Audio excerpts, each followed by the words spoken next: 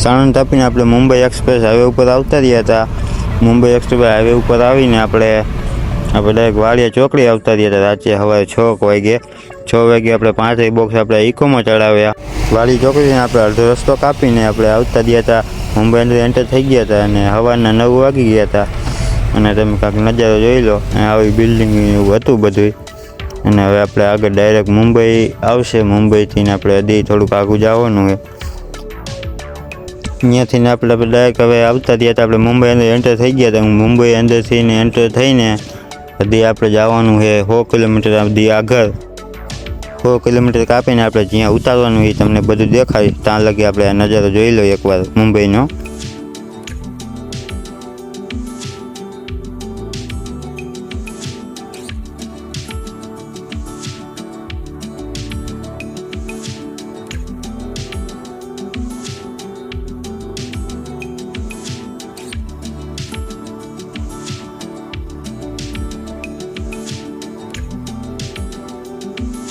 તમને મારા વિડીયો ગમતા હોય તો એક ફોલો અને લાઈક કરી દેજો।